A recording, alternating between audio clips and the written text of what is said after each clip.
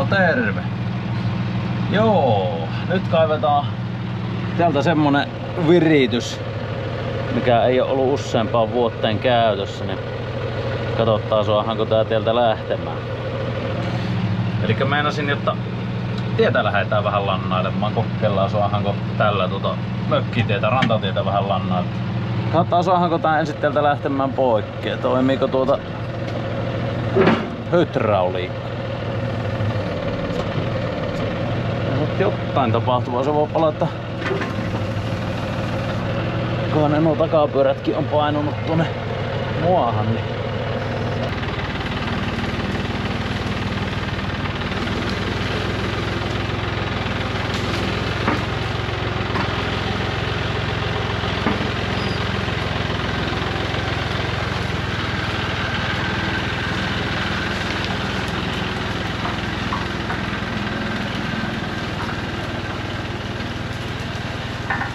no niin, läksä se sieltä. Eli tämmönen viritys. Tossa no eiks tosta lie 10 vuotta jo ainakin, lankomiehen kanssa silloin viriteltiin vähän käytettävissä olevasta romuraudasta jonkinlaista tielannaa ja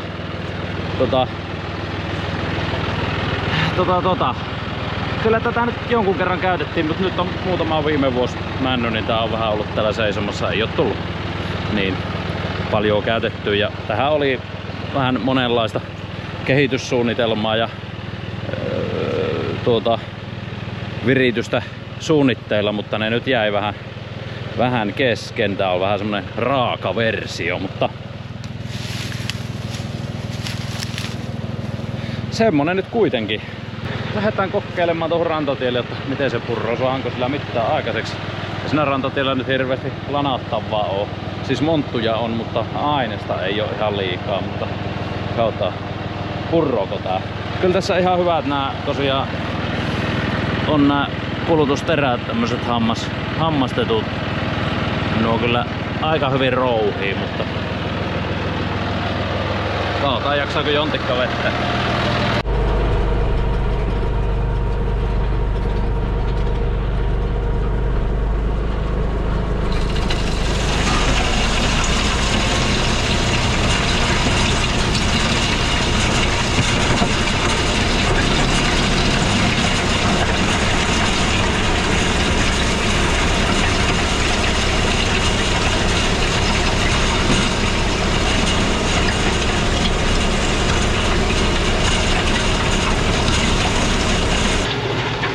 Siinähän se männän rumpsuttaa.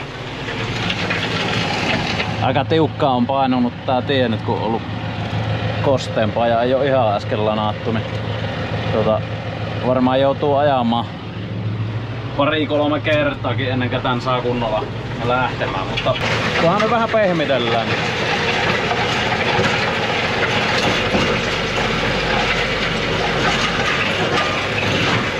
Lähtee jo hirmusta kiviä mukaan.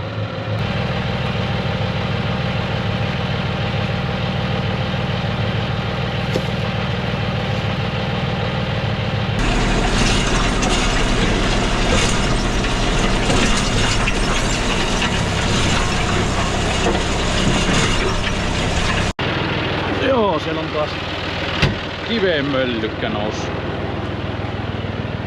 Siinä se nyt alkaa. Täällä on vähän ehkä pehmeämpää, ei ole ihan niin jankkoon painunut.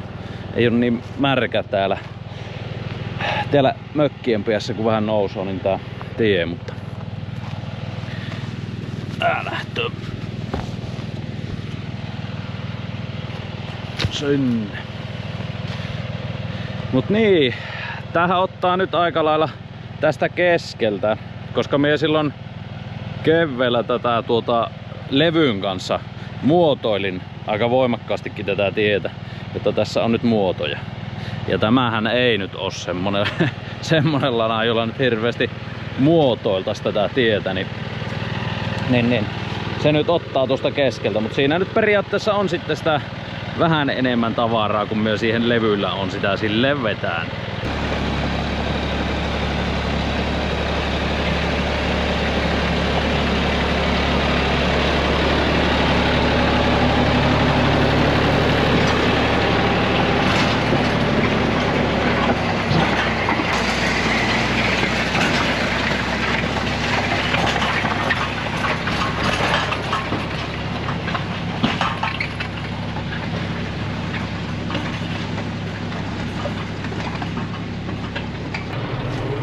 Nyt lähdetään menemään toiseen suuntaan takaisin.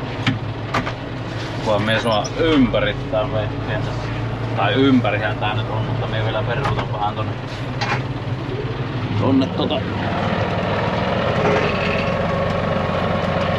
mihin nyt lopetin, niin semmonen pieni haastehan tässä on, että tuo aisa olisi saanut olla, tai sitä saisi jatkaa vähän pidemmäksi, koska ihan hirveän jyrkkää ei pysty kääntämään, ottaa muuten pyörään kiinni tuo.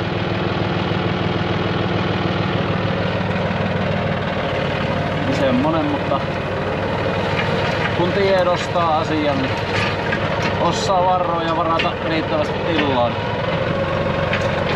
pärjäilee.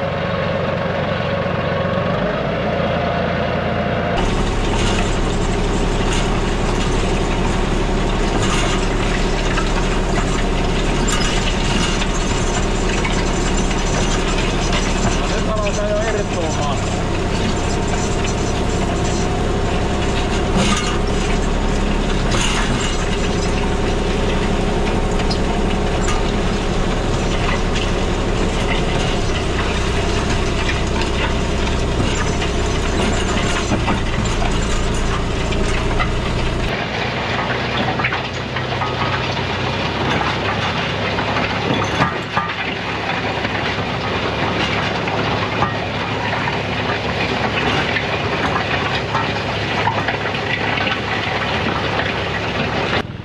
Tässä on paha paikka muuten oikeesti. Tää on semmonen, tässä nousee hirmusta kiviä. Tää on ajettu ehkä kaikkein eniten tavaraakin, mutta sinne ne tuntuu painuva. Jatketaan harjoituksia. Mä nyt ajattelin, että me tässä pitää tää nyt toiseen kertaan ainakin, niin katsottaa minkä näköinen se on sen jälkeen. Sit suunnitellaan.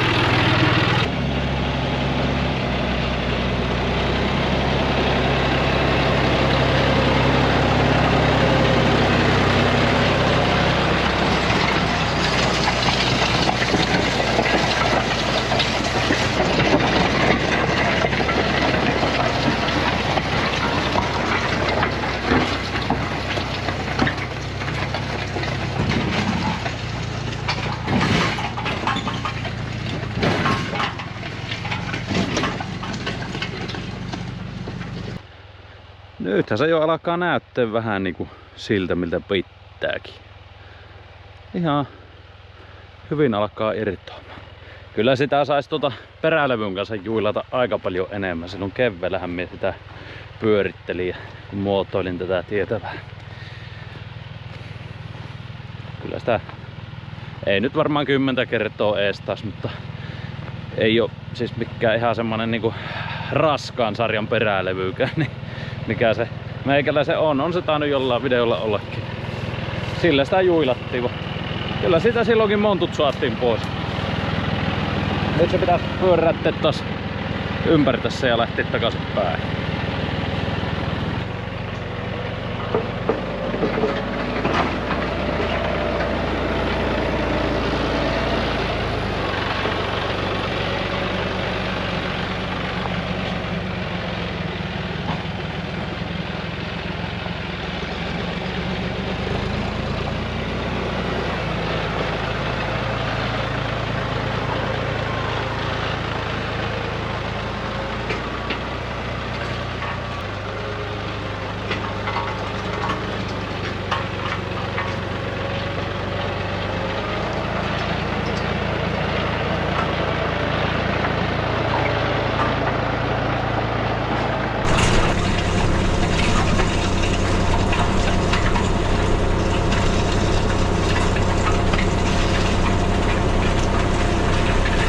Muutamia isompia kiviä nousi.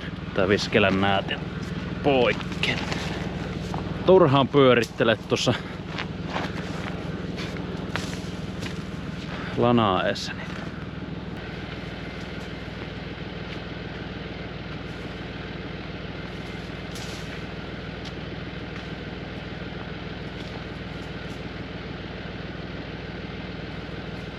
Homma hoidettu.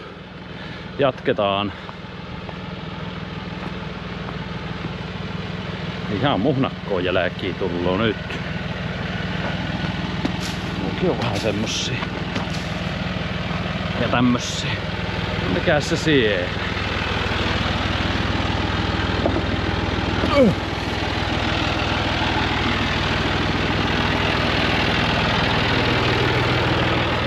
Meillä itse asiassa oli semmonen kivihara tuossa perässä alun perin, joka sitten niinku siirti, tai sen tarkoitus oli siirtää niitä tuonne, mutta se ei toiminut ihan niin hyvin. Tai periaatteessa se harasi kiveet ihan hyvin, mutta se oli tällaisella vaijerisysteemillä, että se olisi yhden sylinterin varassa, niin se ei oikein ollut niin hyvä, kun tätä pitää säätää, niin sitten se sääti sitä kiviharraa sillä perässä samalla.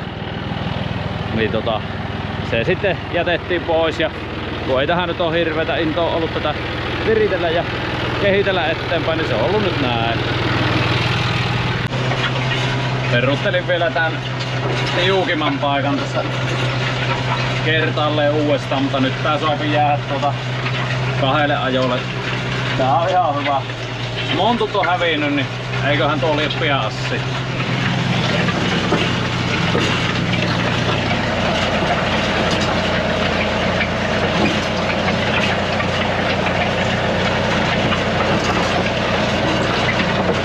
Tässä on tosiaan aika tiukkaan painunut. Tässä on semmonen hyvin kostea kohta. Ei tie pöllyt siellä.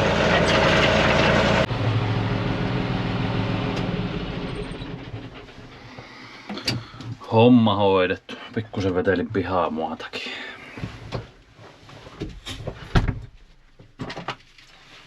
Noin.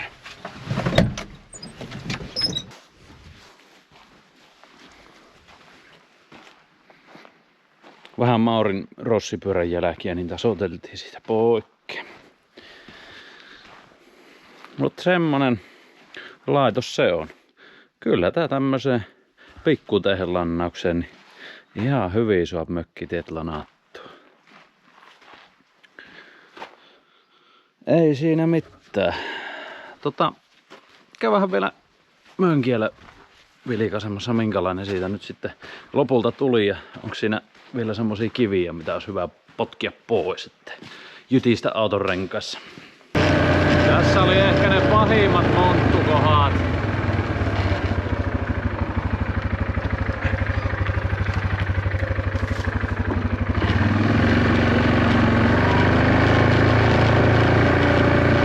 Näillä paikkeilla niin ihan ok.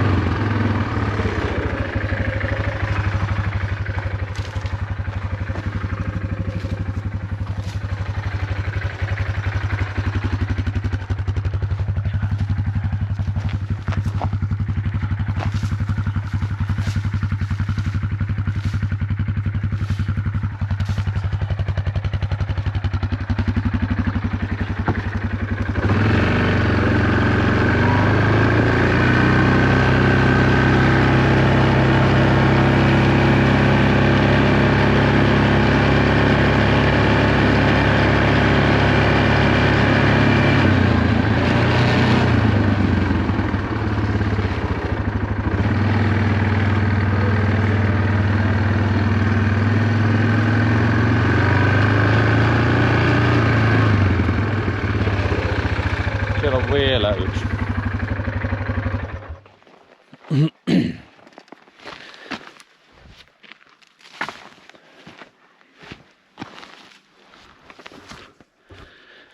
Eiköhän tuo nyt välttänyt. Jees. Eipä siinä. Viime päivinä oltiin vähän puuntaimia mehäistutuksessa. Puuntaimia istuttelemassa ja tämmöstä vesimeloneita ajattelin nyt, että varmaan huomenna vähän käy ja tässä viikonlopun aikana nyt testailemaan, koputtelemaan ja tunnustelemaan. Kiitoksia vinkkeistä vaan, siellä hyviä vinkkejä tullut siihen kypsyyden testaamiseen. Sitä myyntihommaakin täytyy nyt sitten katsoa, että niin, pitää koputella ja testata, jos onnistuu tunnistamaan ne kypsät ja näin, niin sitten niitä pitäisi käydä myymään. En vaan oikein tiedä vielä, että No verkkokauppaa nyt ei ainakaan, mutta kai se pitää vaan porukan ilmoitella kuka haluaa, niin varraillaan sitten. Hunajan suhteen, jos vielä haluatte sellaista juoksevaa, kirkasta hunajaa, mitä nyt on esitellytkin linkouksen jälkeen, niin nyt kannattaa tillailla, koska pikkuhiljaa sitten hunaja alkaa kiteytymään, eli muuttumaan semmoiseksi vähän karkeammaksi ja lopulta sitten ihan sellaiseksi lohkeavaksi, niin nyt kannattaa ottaa, jos haluaa sitä juoksevaa. Sen voi pakastaa, sen hunajan, eli sitten kun sen pakastaa, niin se kiteytyminen pysähtyy ja silloin se pysyy sellaisena niin kuin kirkkaana juoksevana, eli sieltä voit sitten pakastimesta ottaa purkki kerrallaan käyttöön ja sitten sulla on aina juoksevaa hunajaa käytössä. No sitten kun se hunaja alkaa kiteytymään nyt minulla täällä, niin sitten me käyn tekemään sitä pehmeäksi kiteytettyä hunajaa, joka tosiaan tehdään ihan vaan silleen, että kun se hunaja alkaa hunajan sokerit muuttumaan karkeammaksi, niin sitten sitä vaan vaivataan siinä astiassa vähän, niin se hunajan sokerin kide siinä hienontuu, jonka jälkeen se pysyy sellaisena pehmeänä.